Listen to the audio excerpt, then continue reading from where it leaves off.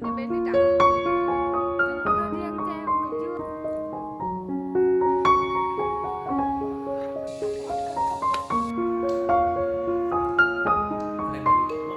tăng trưởng tổng sản phẩm trên địa bàn quý 1 của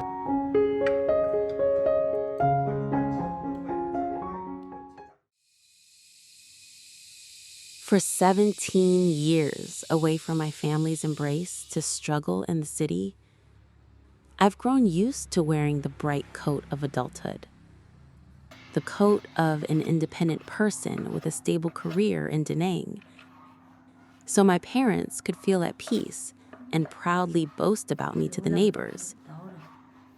But today, stepping over the threshold with the awkward hands of someone who has been unemployed for months, that proud coat suddenly drops.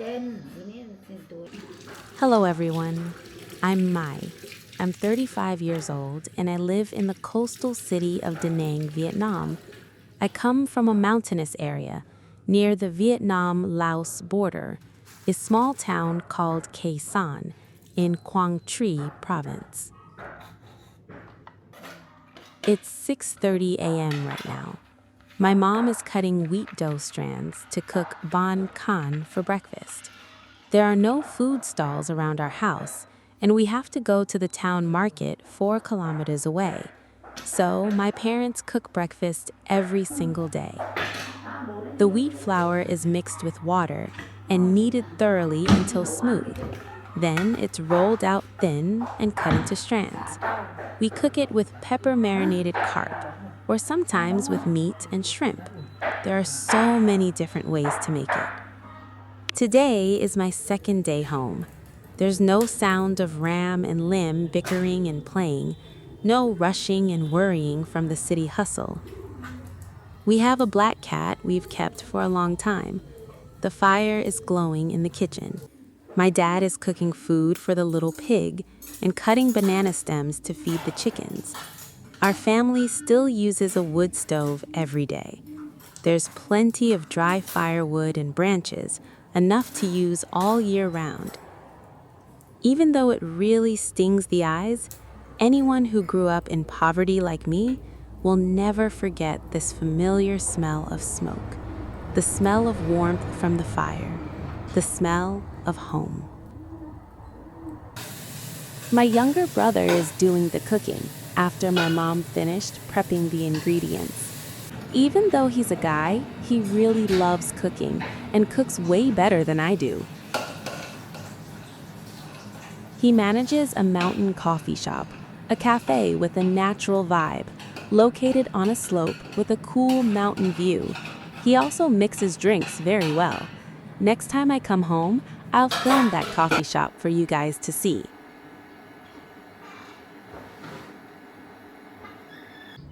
Like a deeply ingrained habit, every time I come home, the very first thing I do is slip on my sandals and take a walk around, all the way to the back garden. This is the bitter melon trellis. The small ones like this are wild bitter melon, while the big ones up there on the trellis are homegrown, which are less bitter than the small ones.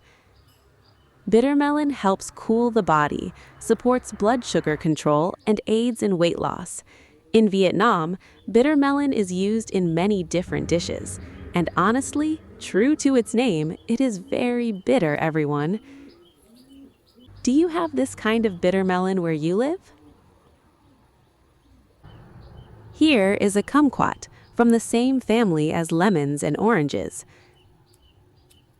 Here's the chicken coop, looking from the outside. Listening to the morning sounds, I love the feeling of strolling around to see what kind of vegetables my parents are planting this season, how big the chickens in the coop have gotten.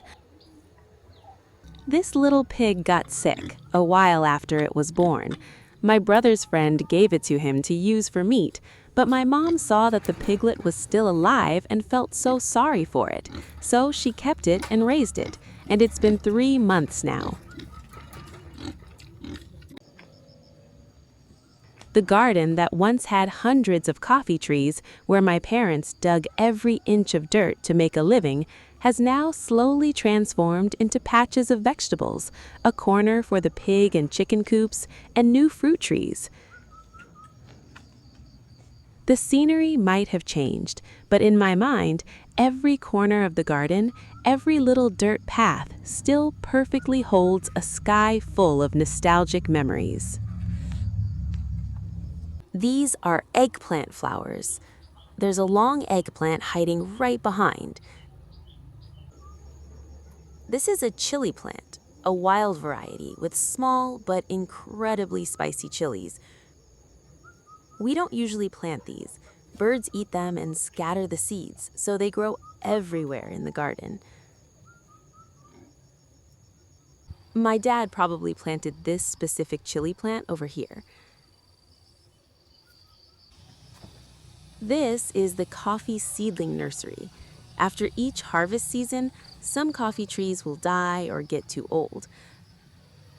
My parents create this nursery for baby coffee trees and later bring them up to the field to replace the dead ones.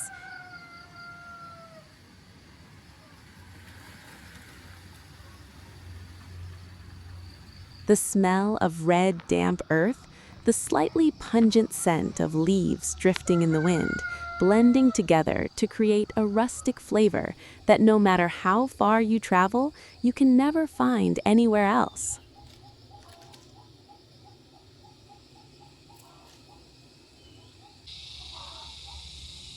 Here's a bunch of bananas.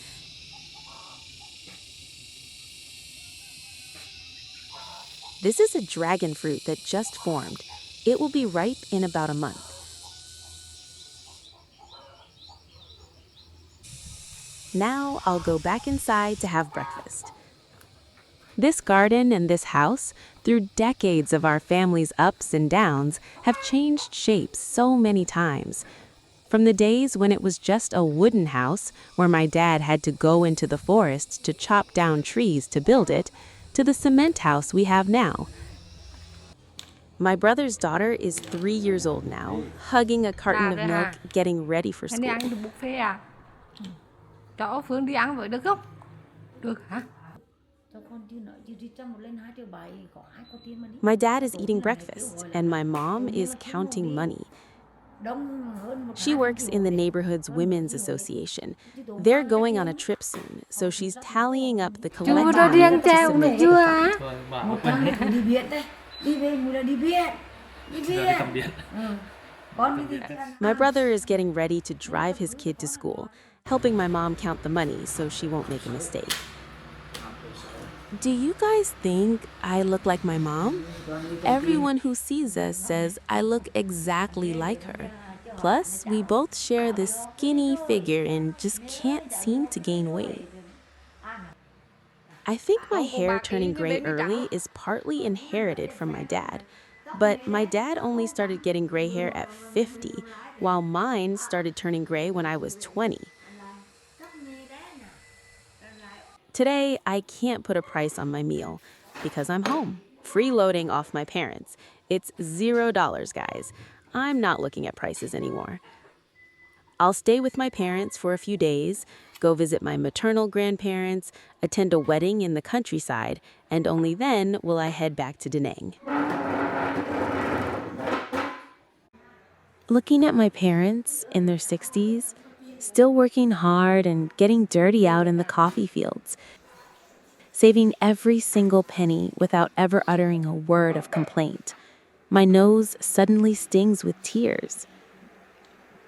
Sometimes the heaviest pressure doesn't come from the judgment of the outside world, but from the quiet, unconditional forgiveness of your family. My parents just asked, "Are you tired from the long trip?" Picked the best piece of food for me, and absolutely did not ask a single probing question about my job or my future. That very unconditional peace creates an invisible weight pressing down on my mind. I'm afraid of the hidden, worried blinks of my parents. I'm afraid that I am no longer the proud story told during the neighbors' tea and gossip times. And above all, I'm afraid of feeling so small when I still can't fully shoulder the burden of my parents' sweat and tears. It turns out, when you strip away the social titles, in front of your parents, you are still just a child, struggling to find a way to grow up all over again.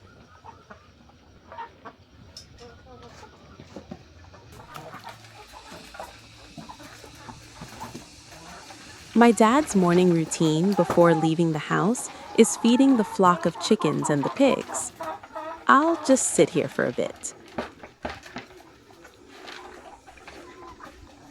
Right above my head is a winter melon trellis. Do you guys have chicken coops with a fruit trellis right on top like this? It provides shade from the sun and saves so much space. In Vietnam, people do this very often. Every season, there's a different kind of vine growing over the chicken coop.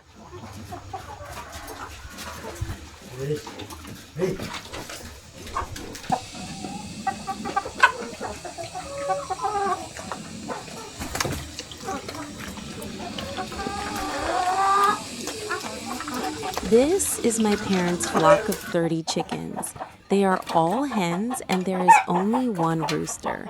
The rooster has beautiful red feathers and, well, he has way too many wives.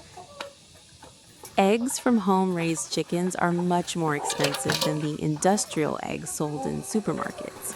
For example, 10 industrial eggs cost $1.25, while 10 home-raised eggs like these cost $1.90. Because our chickens don't eat industrial feed and get to run freely in the garden, their meat and eggs are so much tastier and much more expensive.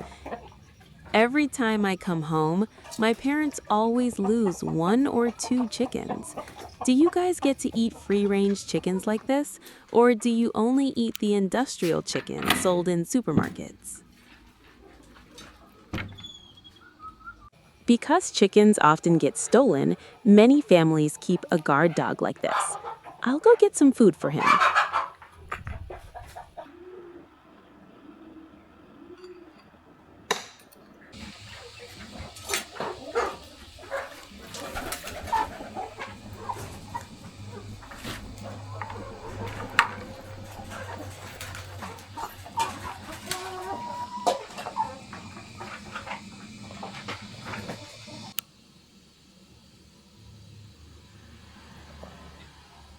My sister-in-law just left for work. She speaks English very well and works for an NGO called Peace Trees Vietnam, which is a humanitarian organization based in Seattle, USA. It was one of the first international organizations licensed to operate in central Vietnam to address the aftermath of the war, especially in Quang Tri and Quang Binh provinces, clearing unexploded landmines left over from the Vietnam War. It's 8:30 a.m. and the sun is already so bright. In front of the house, there is a beautifully blooming flower tree, but I don't know what it's called.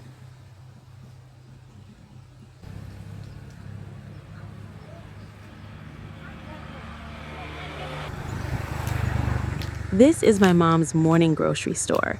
In the mornings, customers usually come in trickles. Besides selling candies and daily spices, there's also a small corner selling affordable clothes set up by my sister-in-law. Có đi được của nó mà ngon luôn. Để cái nồi đấy. Bố để mẹ điện tiền là để con thảo cái để biết chứ. Behind the grocery store is my sister-in-law's little classroom. She teaches English in the evenings and on weekends for the kids and students living around our area. Luckily, she has a lot of students. Having stable jobs for both my brother and his wife right here in our hometown is already much better than many other families. This is the Dream motorbike. True to its name, it used to be the ultimate dream of so many families over 20 years ago. The bike is so old now, but my mom still rides it, keeping it as a memory of our impoverished past up until today. When I was 18, my dad taught me how to ride a motorbike on this exact same bike. At this hour, my sister Vaughn hasn't woken up yet. When we were little, she went to school with me and then with my younger brother. Later, when we moved up to higher grades and had to study far from home, she couldn't follow us anymore, so she has stayed home ever since. She doesn't know how to read, but she really loves singing familiar songs with my mom.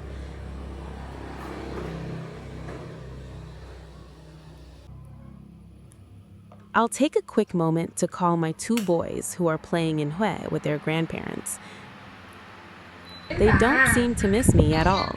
Knowing that, I can feel at peace staying here. Những thầy mày có ai có má không? Bye bye.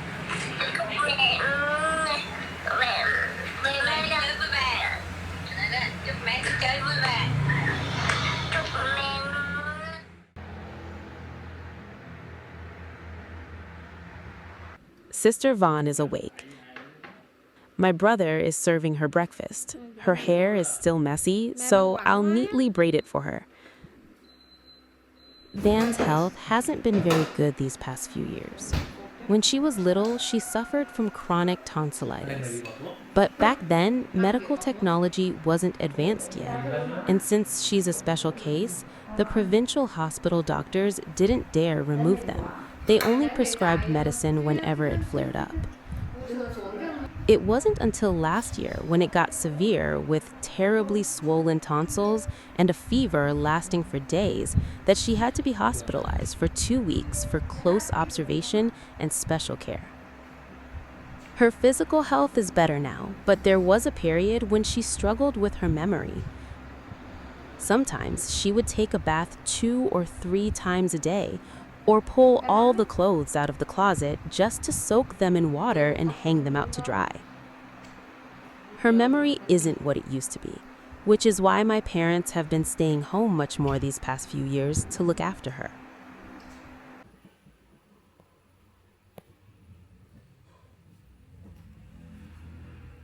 Last night, I lit incense for my late grandmother. Now I will go in and ask her for a few star apples that I placed on the altar yesterday. Before taking the fruit down, I will whisper softly, "Please let me have this, Grandma," and only then can I take it.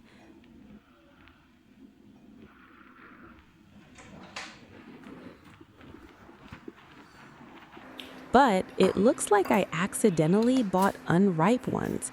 It's very bland and not sweet at all. I'm sorry, Grandma, for choosing such bad fruit for the altar.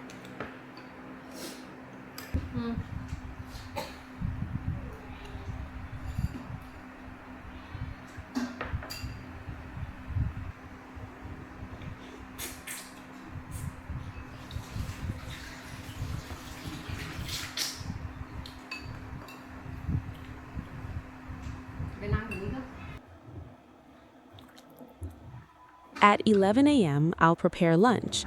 This is thinly sliced bitter melon soup with shrimp and meat.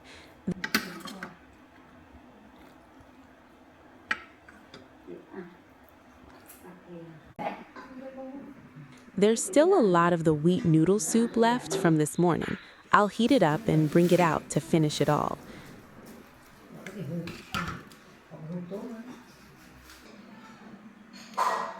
My sister-in-law just got home from work and is slicing some fresh bitter melon to dip in shrimp paste.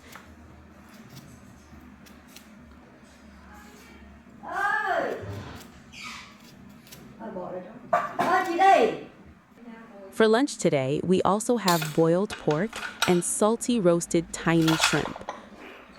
In our neighborhood, there's an older man who catches fish and shrimp for a living. Whenever he can't sell all of his tiny shrimp, he brings them over for my mom to buy. That's why our fridge is always stocked with these little shrimp. My parents mainly buy them just to support him, and we just keep them in the fridge to eat gradually. All done. Now this is my sister Vaughn's daily mission, rolling out the mat and carrying the rice pot in twice a day. for lunch and dinner.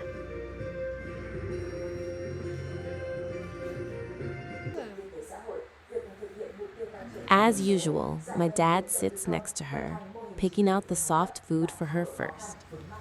Eating while watching the news is a habit in my family, and in many other families in Vietnam. Tổng sản phẩm trên địa bàn quý 1 của Cần Thơ đạt hơn 7%. Bởi mức tăng trưởng Our everyday family meals are usually just as simple as this. thứ 31 trên 34 tỉnh, thành phố. I apologize, everyone. My hair looks a bit messy on camera. I didn't dress up at all, just keeping it as natural as possible. The whole family eats while chatting about today's work and tomorrow's, planting plans and my parents' endless, random stories. For today's lunch, my bill shows a perfect round number, $0. Out there, people teach me how to put a price tag on everything, from my skills to my job position to the expensive square meters of the city. But here, under this roof built with my parents' mud-stained youth, I get to eat a meal without looking at the price. And I don't even need to hide the empty pockets of someone who is temporarily unemployed.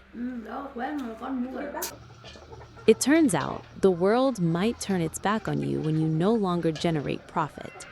But home will always leave the door open for you whether you are at your peak or struggling at rock bottom.